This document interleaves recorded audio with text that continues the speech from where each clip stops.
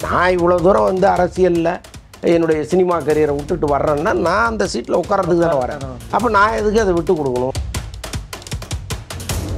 எடப்பாடி பழனிசாமி பேசிகிட்டு இருக்கும்போது தாவேக்கா கொடியை காட்டுறாங்க. அதை வந்து அவர் ஹாப்பியாக அதை ரியாக்ட் பண்ணுறாரு. அப்போ அவர் மனசுலேயும் அப்படி ஒரு எண்ணம் இருந்ததுங்கிறது தான்.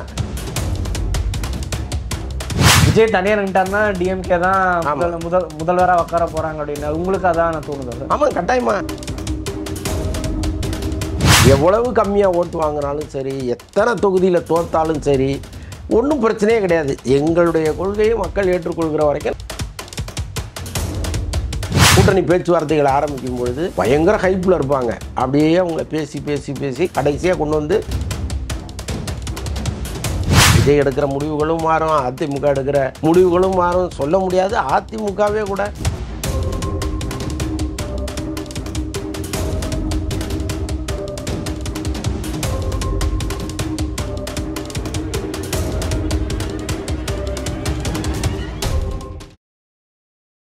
அகாடமி அவர்கள் எல்லாருக்கும் வணக்கம். இன்றைக்கி நம்ம கூட பார்த்தோம்னா மூத்த பத்திரிகையாளர் அந்தணன் அவர்கள் நம்ம கூட இணைஞ்சிருக்காரு. சினிமா மற்றும் அரசியல் பல்வேறு விஷயங்கள் பற்றி நம்ம கூட பேசியிருக்காரு. அவர் கூட பேசுவோம். சார் வணக்கம். சார் வணக்கம். எப்படி இருக்கீங்க சார்? நல்லா இருக்கு. கண்டிப்பாக சார். இப்போ சமீப கால அரசியல் நிகழ்வுகள் தான் பேச போகிறோம். கடந்த 30 நாட்களாகவே தமிழக அரசியலில் ஒரு பரபரப்பான நிகழ்வு தான். இந்த கரூர் சம்பவத்திலேருந்தே தமிழக அரசியலில் பல்வேறு மாற்றங்கள் நடைபெறுது. அந்த வகையில் கொஞ்ச நாளைக்கு முன்னாடி தாவேகா சார்பாக ஒரு சிறப்பு பொதுக்குழு கூட்டம் நடந்தது. அந்த ட்ராஜடிக்கு அப்புறமா விஜய் வந்து பங்கேற்கக்கூடிய ஒரு முதல் கட்சி நிகழ்வுன்னே சொல்லலாம்.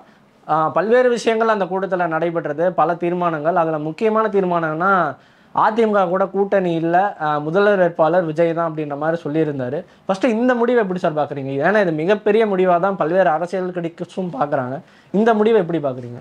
ஆனால் ஆரம்பத்துலேருந்து அவங்க அதிமுக கூட ஒரு கூட்டணி பேச்சுவார்த்தை நடத்தினாங்க. அது மறைமுகமாக பல முறை நடந்துச்சு. அதில் இவங்க கேட்ட விஷயங்கள் எதையுமே வந்து அவங்க அக்செப்ட் பண்ணுறதா இல்லை. ஏன்னா இப்போ முதலமைச்சராக இருந்த ஒருத்தர் அவர்கிட்ட வந்து நான் தான் முதலமைச்சர் அப்படின்னு நீங்கள் பேசுனீங்கனாலே அவர் எப்படி முதல்ல ஒத்துப்பார். ஆனாலும் இவரை கன்வின்ஸ் பண்ணிடலாம். ஏன்னா எப்போவுமே வந்து கூட்டணி பேச்சுவார்த்தைகள் ஆரம்பிக்கும் பொழுது பயங்கர ஹைப்பில் இருப்பாங்க. அப்படியே அவங்கள பேசி பேசி பேசி கடைசியாக கொண்டு வந்து ஒரு சீட்டு 2 சீட்டில் முடிச்சுடுவாங்க. 30 சீட்டு கேட்டவங்கள 2 சீட்டு கொடுத்து முடிக்கிறதெல்லாம் ரொம்ப சர்வசாதாரணம். இந்த மீட்டிங் வந்து பல கட்டமாக நடந்துகிட்டே இருக்கும். இந்த அடுத்த கட்ட தலைவர்கள் உட்காந்து பேசி பேசி ஃபைனலாக ஒரு முடிவுக்கு வந்து அதற்கப்புறம் தலைவர்கள் வந்து இந்த ஒப்பந்தத்தில் கையெழுத்து போட்டுப்பாங்க. இதெல்லாம் நம்ம பல முறை பார்த்துருக்கோம். ஸோ அந்த மாதிரி தான் வந்து அதிமுகவோடு தாவேகா நிர்வாகிகள் தொடர்ந்து பேசிகிட்டே இருந்தாங்க. இவங்க 2 பேர் வச்ச கோரிக்கையும் யாருமே அதை ஏற்றுக்கொள்ள முடியாத கோரிக்கையாக இருந்துச்சு. அவங்க சொல்கிறத இவங்க கேட்க முடியாது, இவங்க சொல்கிறத அவங்க கேட்க முடியாதுங்கிற மாதிரியே போயிட்டு இருந்துச்சு. எப்படி இருந்தாலும் ஏதாவது ஒரு புள்ளியில் 2 பேரும் இணைவாங்கங்கிற நம்பிக்கை 2 கட்சி தொண்டர்களுக்கும் இருந்துச்சு. ஏன் தலைவர்களுக்கே இருந்ததுன்னு வச்சிங்களேன். இப்போ எடப்பாடி பழனிசாமி பேசிகிட்டு இருக்கும்போது தாவேக்கா கொடியை காட்டுறாங்க. அதை வந்து அவர் ஹாப்பியாக அதை ரியாக்ட் பண்ணுறாரு, பார்த்தீங்களான்றாரு. அப்போ அவர் மனசுலேயும் அப்படி ஒரு எண்ணம் இருந்ததுங்கிறது தான் உண்மை. ஆனால் இந்த கரூர் சம்பவத்துக்கு பிறகு விஜயை வந்து ஒரு நெருக்கடி கொடுக்க ஆரம்பிச்சிட்டாங்க. எங்களை விட்டால் அவங்கள ஆதரிக்கிறதுக்கு ஆள் கிடையாது, நீங்கள் திமுகவும் பிஜேபியும் அடிக்க ஆரம்பிச்சதுன்னா நீங்கள் தாங்க மாட்டீங்க, அதனால் நீங்கள் வந்துருங்க அப்படிங்கிற மாதிரி பல கட்சிகள் வந்து அப்படி பேச ஆரம்பித்தாங்க. காங்கிரஸே பேசுனதெல்லாம் தகவல்கள் இருக்குது. பட் இப்படிப்பட்ட சூழ்நிலையில் இவங்க ஆரம்பத்தில் ஒரு பிடிச்ச புடி இருக்குல்ல, அதுலேருந்து பல மடங்கு இறங்கி வந்துடுவாங்கங்கிற நம்பிக்கை இருந்துச்சு. ஆனால் இவங்க என்ன நினைக்கிறாங்கன்னா, எங்களுடைய செல்வாக்கு அப்படியே தான் இருக்குது. இன்னும் சொல்ல போனால் இந்த கரூர் சம்பவத்துக்கு பிறகு எங்களுக்கு ஏறி இருக்கே தவிர இறங்கலை. அப்போ நாங்கள் எதுக்கு வந்து உங்களோட கூட்டணி வச்சோம்னா நாங்கள் எல்லாத்தையும் இழந்துட்டு எதுக்கு கூட்டணி வைக்கணும்? இப்போ அரசியல் வட்டாரங்கள் நம்ம கேட்கும் பொழுது 40 சீட்டு விஜய்க்கு தர்றதா அதிமுக சொன்னதாக சொல்கிறாங்க. ஒரு 40 சீட்டுக்காக எப்படி இவ்வளோ பெரிய கூட்டத்தை கொண்டு போய் அங்கே அடகு வைப்பார் அவர்? அது ஒன்று இருக்குது. முதலமைச்சர் கேண்டிடேட் நான் தாங்கிறாரு அவர், அதுக்கெல்லாம் அவங்க ஒத்துக்கணும்ல. ஸோ இந்த மாதிரி இதில் இந்த இழுபறியில் கடைசியாக பொதுக்குழுவில் அவங்க அறிவிச்சிட்டாங்க முதலமைச்சர் கேண்டிடேட்டு விஜய் தான் அப்படின்னு அறிவிக்கும் பொழுது அது முற்றுப்புள்ளி வச்சதாக தானே அர்த்தம். அதுக்கப்புறம் அவங்க அரசியலில் உங்களுக்கு தெரியாது இல்லை, நேற்று ஒன்று பேசுவாங்க, இன்றைக்கி ஒன்று பேசுவாங்க. இதே இந்த கூட்டணி ஓகேன்னு சொல்லியிருந்தா நாளைக்கு விஜய் போல் ஒரு ஆள் உலகத்திலே கிடையாதுமாங்க. ஸோ அதனால் வந்து எதிர்பார்த்து தான் அப்படிலாம் பேசுகிறாங்க. பட்டு இன்னமும் இருக்குது, டைம் இருக்குது. இப்போ டிசம்பர் வரைக்கும், அவங்களுக்கு ஜனவரி வரைக்கும் கூட டைம் இருக்குது. ஸோ அதனால் அன்னைக்கு என்ன மாறுதுன்னு நமக்கு தெரியாது. இன்றைய நிலவரம் இது, அவ்வளோதான். ஸோ அதான் இப்போ பல்வேறு அரசியல் கிரிட்டிக்ஸுமே இந்த பொதுக்குழு கூட்டத்தை ஆராய்ஞ்சு பார்க்கும்போது விஜய் எடுத்தது ரொம்ப தவறான முடிவு அப்படின்னு தான் சொல்கிறாங்க. ஏன்னா ஒரு அனுபவமிக்க அரசியல்வாதி இபிஎஸ் அவர்கள் தொடர்ந்து ஆதரவுக்குள் தான் கொடுத்தாரு. விஜய் பாவங்க, அவர் என்ன மனநிலையில் இருப்பார், கொஞ்சம் பார்த்து அவர்கிட்ட பேசுங்க, இந்த மாதிரிலாம் ஒரு ஒன்றும் இல்லை, சட்டமன்றத்தில் போய் பேசுகிறாரு விஜய்க்காக அப்படின்றப்ப யார் பண்ணுவாப்பா அதெல்லாம் அப்படின்னு பேசுகிறப்ப விஜய் பண்ணதை நிறைய பேர் ஒரு பெரிய துரோகமாக தான் பார்க்குறாங்க. உங்களுக்காக வந்தாங்களே, ஏன் இப்படி பண்ணீங்க, ஒரு எலெக்ஷனில் பொறுத்து அடுத்த எலெக்ஷன் நீங்கள் என்ன வேணால் பண்ணிக்கோங்க, இந்த எலெக்ஷன் அவங்க கூட இருந்திருக்கலாமேன்னு தான் சொல்கிறாங்க. அது ரொம்ப தவறான முடிவாக பார்க்குறீங்க? இல்லைங்க, இப்போ ஏன் சீமான் வந்து ஒருத்தரோட கூட்டணி வச்சுக்க மாட்டேங்கிறார்? இப்போ அவருக்குன்னு ஒரு கொள்கை இருக்குது. இப்போ வந்து 2 திராவிட கட்சிகளுமே அவர் வேண்டான்னு முடிவெடுக்கிறாரு. இந்த திராவிட அல்லாத யார் வராங்களோ அவங்களோட நான் கூட்டணி வைக்கிறதுக்கு தயாராக இருக்கேங்கிறாரு. ஆனால் இந்த 2 திராவிட கட்சிகளுமே சீமானோடு கூட்டணி வைக்கிறதுக்கு விரும்பின காலங்கள்லாம் உண்டு. ஏன்னா இப்போ அவருக்கு கணிசமான வாக்கு வங்கி இருக்குது. இன்னொன்று அங்கே இருக்கிற இளைஞர்கள் வந்து பம்பரமாக சுழன்று வேலை பார்ப்பாங்க. இது எல்லாமே தெரியும். ஆனால் என்ன முடிவெடுக்கிறார் அவர்? எவ்வளவு கம்மியாக ஓட்டு வாங்கினாலும் சரி, எத்தனை தொகுதியில் தோத்தாலும் சரி, ஒன்றும் பிரச்சனையே கிடையாது, எங்களுடைய கொள்கையை மக்கள் ஏற்றுக்கொள்கிற வரைக்கும் நாங்கள் தனியாக நின்று போராடுறோம்னு ஒரு முடிவு எடுக்கிறாரு. அந்த முடிவு எடுப்பதற்கு அவருக்கு சுதந்திரம் இருக்கா இல்லையா? அதுதான் விஜய்க்கும். இப்போ இன்னைக்கு ஆதரவாக பேசுவாங்க, நாளைக்கு எதிராக பேசுவாங்க, இதெல்லாம் அரசியலில் பார்த்துட்டார் அவர். இப்போ தினந்தோறும் இருக்கிற அரசியலை கவனிக்கிறவர். இதே நாக்கு நம்மளை வசைப்படாதாங்கிறது அவருக்கு தெரியும். அப்போ சில சொற்ப சீட்டுகளுக்காக நாம் எதுக்கு அங்கே போகணும் அப்படிங்கிற முடிவை தான் அவர் எடுக்கிறாரு. இது சரியா தவறாங்கிற இடத்துல அவர் இருக்கார். இப்போ நம்ம விமர்சிக்கிறதுக்கு ஒன்றுமே கிடையாது. அவர் சரின்னு நினைக்கிறதுனால தானே அப்படி ஒரு முடிவு எடுக்கிறாரு. சரியா தவறான்னு நம்ம எப்படி சொல்ல முடியாது. ஸோ அதனால் இது நீங்கள் அப்படி தான் சார். ஆனால் அதிமுகவோட மூத்த தலைவர்கள் எல்லாருமே நேற்று மாலையிலேருந்தே கிரிட்டிசைஸ் பண்ண ஆரம்பிச்சிட்டாங்க. அவங்கக்கிட்ட ஒரு அதிருப்தி இருக்கிறதா தான் பலரும் சொல்கிறாங்க. இப்படி ஒரு வருவார்னு எதிர்பார்த்தது டப்புனு முழுங்க உடஞ்சிருச்சேன்னு தான் பார்க்குறாங்க. நீங்கள் எப்படி அதிமுக? ஆனால் உள்ளபடியே என்ன சொல்லணும்னா, இப்போ ஏடிஎம்கே தனித்து நின்று அவங்களால ஜெயிக்க முடியாது. ஓகே, அதுவே துண்டு துண்டாக கிடக்கு. அதிமுகவே துண்டு துண்டாக கிடக்கு. இப்போ அதிமுகவை ஒன்றிணைக்காமல் அவங்களுக்கு ஒரு வெற்றி வாய்ப்புங்கிறது கிடையாது. அப்போ விஜய் ஒரு கணிசமான வாக்கு வங்கி வச்சிருக்கிறாரு.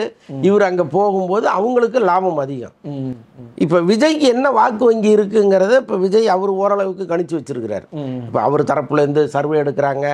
பல இடங்களில் விஜய்க்கு வந்து ஒரு வாக்கு வங்கி நல்லாவே இருக்குன்னு அரசியல் ஆய்வாளர்களே சொல்கிறாங்க. இப்போ அவங்க என்ன சொல்கிறாங்கன்னா, பல தொகுதிகளில் 2ஆம் இடத்தில் தாவேக்கா இருக்குது, 3ஆம் இடத்துல தான் அதிமுகவே இருக்குன்னு சொன்ன பேட்டிகள்லாம் நீங்கள் பார்ப்பீங்க.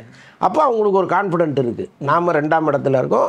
கொஞ்சம் இந்த சுற்றுப்பயணம், மீட்டிங்கு, அப்புறம் இன்னும் டோர் டு டோர் தாவேக்கா தொண்டர்கள் இப்படி கேன்வாஸ் பண்ணோம்னா நமக்கு இன்னும் வெற்றி வாய்ப்பு இருக்குது, இன்னும் கொஞ்சம் அதிகமாக இருக்குன்னுலாம் இவங்க நினைக்கிறாங்க இல்லையா? ஸோ இதையெல்லாம் வச்சு கான்ஃபிடெண்ட்டாக அவங்க ஒரு முடிவு எடுக்கிறாங்க. இப்போது ஒருவருக்கொருவர் சார்ந்து நிற்கணுங்கிறது வேறு. இப்போ திமுகங்கிற மாதிரி அவங்கள பொது எதிரியை அவங்க டார்கெட் பண்ணிட்டாங்க. இப்போ எதிரிகள் எல்லாமே ஒன்று சேர்ந்து ஏன் இவங்களை வந்து டார்கெட் பண்ணக்கூடாது அப்படிங்கிறதெல்லாம் நம்ம வெளியிலேருந்து பார்க்குறதுக்கு நல்லாயிருக்கும். ஆனால் அவங்கவுங்க பாயிண்ட் ஆஃப் வியூவில் பார்க்கும்பொழுது நான் எதுக்கு இதை விட்டு கொடுக்கணும், நான் இவ்வளோ தூரம் வந்து அரசியலில் என்னுடைய சினிமா கரியரை விட்டுட்டு வர்றேன்னா நான் அந்த சீட்டில் உட்காரத்துக்கு தானே வரேன். அப்போ நான் எதுக்கு அதை விட்டு கொடுக்கணும்? உங்களுக்காக இறங்கி நீங்கள் முதலமைச்சராக இருங்க, நான் வந்து ஏதாவது ஒரு மந்திரி பதவி வாங்கிட்டு போகிறேங்கிறதுக்கு நான் எதுக்கு வரணுங்கிறது அவருடைய பாயிண்ட் ஆஃப் வியூவாக இருக்குது. ஸோ அதனால் இது வந்து இதுதான் விடா கொண்டா கதை தான். ஆக மொத்தம் 2 பேருக்கு லாஸு. அதில் ஒன்று திமுக வந்து தனிப்பெரும் கட்சியாக வந்து உட்காந்துரும். இப்போ இவங்க 2 பேரும் தனித்தனியாக நின்னாங்கன்னா கட்டாயமாக திமுக தான் மீண்டும் ஜெயிக்கும். அதில் ஒன்றும் சந்தேகம் இல்லை. இன்னொரு மூத்த பத்திரிகையாளர் சொல்லியிருந்தாரு, பெயர் சொல்ல வரும்ல, அவர் உறுதியாக அடிச்சு தான் சொன்னார், விஜய் தனியாக நின்ட்டாருன்னா டிஎம்கே தான் முதல்வராக உட்கார போகிறாங்க அப்படின்னு. உங்களுக்கு அதான் நான் தோணுது? ஆமாம், கட்டாயமாக அதுதானே. இப்போது விஜய்க்கு வந்து இந்த 18+ வாக்குகள் நிறையா இருக்குது. இப்போ நான் நேற்று கூட அது வீடியோ வச்சுருக்கேன், பட் அதை நம்ம காட்ட வேண்டாம்னு வச்சுக்கோங்களேன். ஒரு கல்லூரி மாணவி, அவங்க சட்டக்கல்லூரியில் வேறு படிக்கிறாங்க. அதில் அவங்கள்ட்ட கேட்குறேன், என்ன ஓட்டு இந்த வருஷம் இருக்கா அவங்களுக்கு அப்படின்னா, இந்த வருஷம் தான் நான் முதல் முறையாக ஓட்டு போட போகிறேன் அப்படின்னு சொல்கிறாங்க. சரி, ஓகே, யாருக்கு போடுவீங்க? விஜய்க்கு தான் போடுவேன். சரி, ஓகே, கவர்னர் பேர் என்னன்னு கேட்டேன். தெரியல. இத்தனைக்கு சட்டக்கல்லூரி முதலாண்டு மாணவின்னு வச்சுக்கிங்க, தெரியல. ஜனாதிபதி பேர், ஜனாதிபதினா யாருன்னு கேட்குறாங்க. பிரசிடென்ட் அப்படின்னா, ஓ அப்படியா, சரி, வேறு ஏதோ ஒரு பேர் ஒன்று சொல்கிறாங்க. வீடியோ நான் வச்சுருக்கேன். ஓகே, எதுக்கு சொல்கிறேன்னா, விஜய்க்கு நான் ஓட்டு போடுவேன், அவ்வளோதான். அந்த அளவுக்கு தான் அவங்களுடைய அரசியல் புரிதல் இருக்குது. அப்படி ஒரு கூட்டம் இங்கே இருக்குல்ல. ஸோ அந்த நம்பிக்கையில் விஜய் சில முடிவுகளை எடுக்கிறாரு, அவ்வளோதான். ஓகே. சார் அதே மாதிரி விஜய் அவர்கள் மேலே இன்னொரு கிரிட்டிசிசம் இருக்குது. அவருக்கு இந்த 40 சீட்டுன்றது பத்தலை, கொஞ்சம் பார்கெயின் பண்ணதான் டிமாண்டை ஏற்றுறாரு. டிசம்பர் கடைசி வரைக்கும் இது அப்படியே ஒரு ஹைப் கொடுத்துட்டே வந்து ஒரு 40ன்றது ஒரு 70ஆவோ இல்லை 60ஆவோ வந்துச்சுன்னா ஓகேன்ட்டு அதிமுக பக்கம் சாஞ்சிருவாருன்னு ஒரு கருத்து இருக்குது. உங்களுக்கு என்ன தோணுது? டிமாண்ட் ஏற்றுறாரு? இல்லைங்க, இப்போ பீகார் தேர்தல் முடிஞ்ச பிறகு அங்கேருந்து வருவாங்க. பிஜேபியினுடைய முழு பார்வையும் பீகார் தேர்தலில் இருக்குது. அதுக்கப்புறம் தான் இங்கே தமிழ்நாட்டு பக்கம் வருவாங்க. அவங்க என்ன நினைக்கிறாங்களோ அதை இங்கே செயல்படுத்துவதற்கான வேலையை அவங்க கடுமையாக செய்வாங்க. அப்போ இது எல்லாமே மாறும். விஜய் எடுக்கிற முடிவுகளும் மாறும், அதிமுக எடுக்கிற முடிவுகளும் மாறும். சொல்ல முடியாது, அதிமுகவே கூட ஒன்றிணையத்துக்கு வாய்ப்பு இருக்குது. துண்டு துண்டு அதிமுகலாம் கூட ஒன்று சேர்வதற்கான வாய்ப்புகள்லாம் இருக்குது. ஒரு முரட்டு பிடிச்சி சேர்ப்பது, இந்த கெட்டி உருண்டை பிடிப்பாங்கல்ல, அந்த மாதிரி வாய்ப்புகள்லாம் கூட இருக்குது. அது எல்லாமே இன்னும் அடுத்தடுத்த மாதங்களில் தான் தெரியும். சார் இன்னொரு $1 மில்லியன் கொஸ்டின் என்னென்னா, சிபிஐ கையில் தான் வழக்கு இருக்குது. இப்போ அமித்ஷா நினச்சா மிரட்டுவார். இன்னொரு கொஞ்ச நாள் பீகார் சொன்ன மாதிரி பீகார் முடிச்சுட்டு வந்து அமித்ஷா மிரட்டுவார். திரும்பவும் விஜய் போய் ஆமாசாமி போட்டுட்டு அதிமுக கூட்டணி தான் போகிறாருன்னு ஒன்று தோணுது. அமித்ஷா பிஜேபி மிரட்டுவாங்களா? இல்லைங்க, இப்போ விஜயினுடைய இந்த வேகமான ஒரு அரசியல் இருந்தது இல்லை, ரொம்ப சிறப்பாக இருந்துச்சு. அவருடைய சுற்றுப்பயணம், கூட்டம், இது எல்லாமே அவர் வைக்கிற கருத்துக்கள் கூட எழுதி வச்சுட்டு படித்தாருன்னு 1000 பேர் சொன்னால் கூட ஒரு கருத்தை மக்கள்கிட்ட பதிவு பண்ணார், தொடர்ந்து போயிட்டே இருந்தார். ஒரு அன்றாட அரசியலை அவர் பேசலைன்னா கூட, அன்றாட மக்கள் பிரச்சனையை அவர் கோட் பண்ணலன்னா கூட, ஒரு மேடையில் என்ன பேசணும் அப்படிங்கிறத எழுதிட்டு வந்து கரெக்டாக ஏதோ ப்ரெசன்ட் பண்ணிட்டு இருந்தார். ஆனால் இந்த கரூர் சம்பவம் நடந்த பிறகு அவராக போய் மாட்டிக்கிட்டார். அவர் நினைத்த ஒரு அரசியல் இருக்குல்ல, அது அப்படியே யூட்டன் அடிச்சிருச்சு. அதுக்கப்புறம் வந்து அவருடைய குடுமி பலர் கையில் சிக்கிச்சு. இப்போ அவங்களுக்கும் அந்த கூட்ட நெரிசலுக்கும் சம்பந்தம் இல்லைன்னு அவங்க சொன்னால் கூட ஏதோ ஒரு வகையில் அவங்க காரணமாக இருக்காங்க. அதில் சதி இருக்குன்னு இவங்க சொல்லலாம், சதியே கிடையாது, விஜய் வந்து குறிப்பிட்ட நேரத்துக்கு வந்திருந்தா இது நடந்திருக்காதுன்னு திமுக தரப்பு சொல்லலாம். இப்படி மாறி மாறி இவங்க சொன்னால் கூட ஏதோ ஒரு வகையில் விஜய் தான் இதற்கு காரணம்னு சொல்கிறவங்களும் இங்கே இருக்காங்கல்ல. ஸோ இதை வந்து ரோலாக எடுப்பாங்க கையில். இதை வச்சுக்கிட்டு நம்ம ஒன்று பண்ணுவோம் அப்படின்னு இறங்குனாங்கன்னு வைங்களேன், வேற வழி இல்லை. பெரிய பெரிய ஆளெல்லாம் ஓட விட்ட கட்சி தான் அது. கண்டிப்பாக. அதனால் அனுபவம் இல்லாத விஜய் என்ன பண்ண போகிறாருன்னு தெரியல. பட் இதை தாண்டி இந்த மக்கள் செல்வாக்கை இன்னும் கூடுதலாக்கி அவர் ஒரு ரோல் பண்ணுறதுக்கும் வாய்ப்புகள் இருக்குது. இது எல்லாமே புதிராக இருக்குங்க, ஒரே விடுகதையாக இருக்குது, ஒன்றுமே புரியல. எந்த ரூட்டில் போய் இது என்னவா போய் முடிய போகுதுன்னே தெரியல. சார் இப்போ ரீசெண்டாக நான் கேள்விப்பட்டது என்னன்னா, விஜய் அவர்களுக்குமே ஆதவர்ஜனாக்குமே சரியாக பேச்சுவார்த்தைன்ற மாதிரி கேள்விப்பட்டோம். ஏன்னா சிறப்பு பொதுக்குழு கூட்டத்தில் ஆதவர்ஜனா பேசுகிறத பார்த்துருப்பீங்க. அந்த சைக்கிள் வந்து அந்த கதையெல்லாம் வச்சு கம்பேர் பண்ணி சொல்லியிருப்பார். ஏதோ கொஞ்சம் அதிருப்தியில் இருக்காங்க, அவங்களுக்குள்ளேயே உட்கட்சி பூசல்லாம் இருக்குன்னு சொல்கிறாங்க. இல்லை அதெல்லாம் வெளியில் கிளப்பி விடப்படுற தகவல். அப்படிலாம் அந்த கூடாரத்தில் எந்த பிரச்சனையும் இல்லை. ஏற்கனவே இந்த கோஷ்டி மோதல் ஒன்று இருந்துச்சு.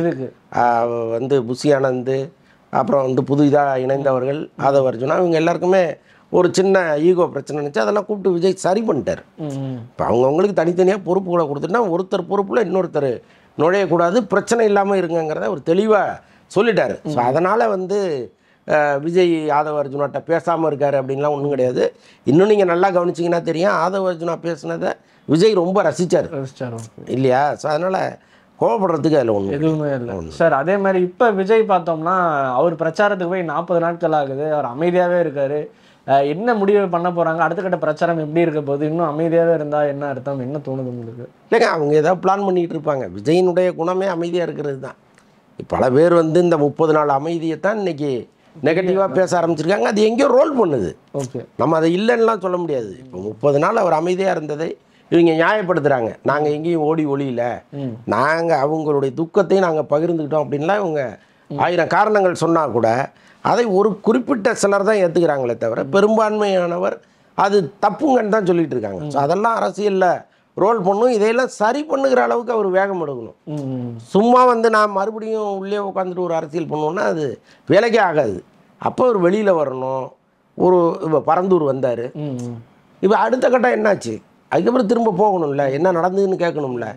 ஒவ்வொரு முறையும் தினந்தோறும் பல பிரச்சனைகள் இங்கே ஸ்டார்ட் ஆகிட்டே இருக்குது.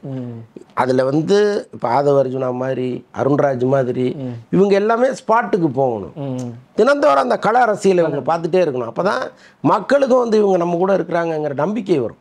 தலைவர் வரலன்னா கூட மற்றவர்கள் அந்த வேலையை செய்யணும். இவரும் வந்து அப்போ போய் இறங்கி வரணும்.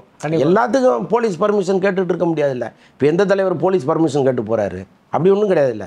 நீங்கள் பொதுக்கூட்டம் நடத்துவதற்கு தான் பர்மிஷன் வேணுமே தவிர திடீர்னு போகிறீங்க ஒரு மக்களை பார்ப்பதற்கெல்லாம் உங்களுக்கு பர்மிஷன் தேவையில்லையே. விஜய் அவர்கள் இந்த கிளிப்பிங்ஸ் பார்க்கலாம். மேபி அவருக்கு ஒரு அட்வைஸ் அப்படின்னா, இந்த சம்பவத்தில் அவர் பண்ண தவறு இல்லை, அவருக்கு ஒரு அட்வைஸ் இனிமேலாவது இப்படி பண்ணுங்க விஜய்னா என்ன சார் அட்வைஸ் கொடுப்பீங்க? மக்களை சந்திங்க, அவ்வளோதான். வெளியில் வாங்க. நீங்கள் வந்து இவர் நமக்காக பேசுவார், இவர் நம்ம பிரச்சனையை தினந்தோறும் கவனிச்சிட்டு இருக்காரு, நமக்காக வெளியில் வருவாருங்கிற எண்ணத்தை மக்கள் மத்தியில் முதல்ல உருவாக்கணும். இன்னைக்கு பல தலைவர்கள் ஃப்ரீக்வெண்ட்டாக போகிறாங்க, வர்றாங்க, அவங்களுடைய கருத்துக்களை முன்வைக்கிறாங்க, ஏதோ ஒரு வகையில் இயங்கிட்டே இருக்காங்க.